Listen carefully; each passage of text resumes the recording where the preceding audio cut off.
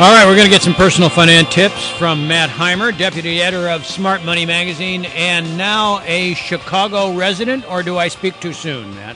You do not speak too soon. I am standing in the 75,000 square foot marble palace that my income gets me in Chicago. Okay, well, that leads to my first question. Obviously, you've been there only a few days, which means you were probably only able to vote for Rahm Emanuel 6 or 7 times. But really, I guess the first thing I want to know, because, you know, there's always, particularly for people who have lived in New York for a long time, a kind of period of withdrawal where you're saying, oh, I'm leaving the greatest city in the world, this cultural center. But is Chicago, at least from a newcomer's point of view, a more user-friendly city? It's certainly more user-friendly if you enjoy driving motor vehicles. I mean, basically, it's kind of, it doesn't feel suburban. It shares with New York the fact that in most neighborhoods you've got a street just a couple blocks away that's got a lot of restaurants and a lot of retail and some of the basic kind of things that you need to go through your day-to-day life. The difference being that partly because the weather's sort of less pleasant and partly because of just more space, more people are driving and they're spending a lot less time circling the block looking for a place to park. You know, it's a low-rise city, and so even buildings that don't have their own parking can basically sort of support street parking near them. And I think that's the biggest difference that I notice. It's kind of you're kind of striking a balance between the suburban sense of space and the urban sense of a lot of amenities nearby. Well, I assume that you were a mass transit guy in New York City. Are you going to be forced to get a car now in Chicago? That's a good question. We're actually thinking about costing that out. You know, the big factor in owning a car, and I say this as somebody who in years and years in New York basically never owned one, you know, the bigger cost factor is insurance. You know, really, even when you, for a lot of people, if you buy sort of a, moderately priced car, you'll find that month to month your insurance payment, especially if you live in a city, can be almost as high as the actual payment for the car itself. So we're considering using some of the car rent by the hour services like Zipcar, which I believe you guys have in Yeah, DC. we do. Sure, yeah. Very popular. Yeah, and it's very popular in New York, too. We used to rely on that almost exclusively. Here in Chicago, in our neighborhood, there are a couple of Zipcar places within a 5-minute walk of our house, so we may stick with that. I think really the question will come down to how often we find ourselves wishing we have a car and not having it. Even renting a car through a conventional agency, depending on how often you need it, if you rent a car the equivalent of 9 or 10 days a month, that might seem a little extravagant, but often, certainly in New York, that wound up being cheaper than owning. And here in Chicago, I'm finding that rental cars can go for, $10 or $15 a day, whereas in New York it might be more like 60 or 70. So, prices like that we might be able to avoid owning a car.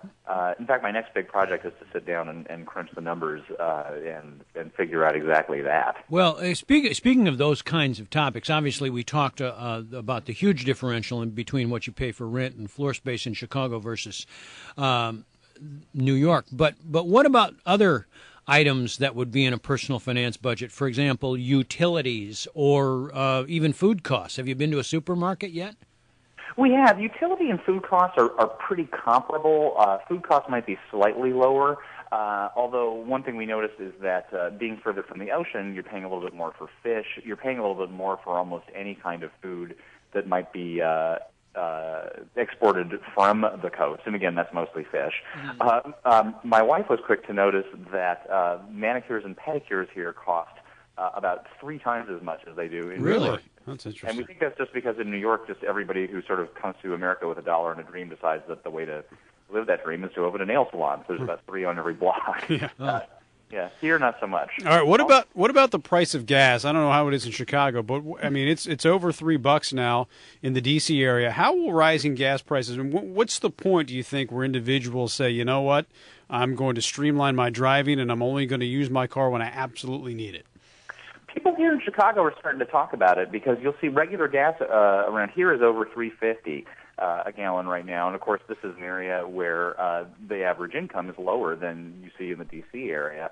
I think so. Here, in my mind, $3.50, the $3.54 range is the range where people really start to think twice about what they're doing. A lot of people forget that one of the real kind of triggers of the most recent recession, one of the things that really got it going, was a big spike in the price of fuel. And I don't know if that's I don't know that we're necessarily looking at the same kinds of factors now, but yeah, people, it's a topic on the news here. I think it's something that people are starting to think about.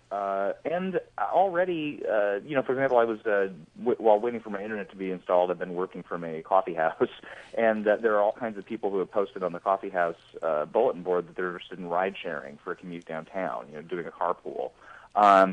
Chicago is a pretty decent mass transit city, so a lot of people are already using that. But I think here people are starting to think of those other alternatives. Before we let you go, you kind of anticipated a question I wanted to ask. It used to be that when you moved into a new place, the first thing you needed to set up was your phone. Is that now your home entertainment system, computer, television, and the works? It is, and it's funny.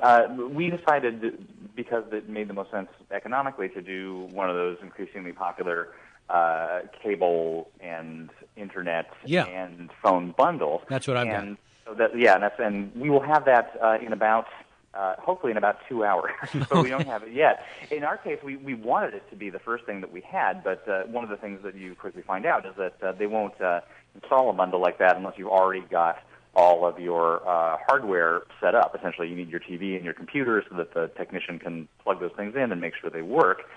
So consequently, we had to wait for our furniture to arrive before they could set up the phone. So if anything, I think in the bundle era, you're seeing people doing this backwards. You got to get all your furniture unpacked, and then the cable guy will deign to grace you with All right. So how many glasses and plates did the movers break?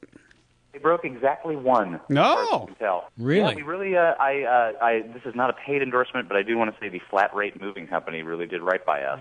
Although I guess we haven't unpacked the pictures yet. If they're all shattered, I'll come back. All right, to be continued. All right, congratulations on the move, and thanks for getting up an hour earlier for us. Now we appreciate it. Thanks, Matt. Matt Heimer, Thanks for your support. Matt Heimer, Smart Money Magazine.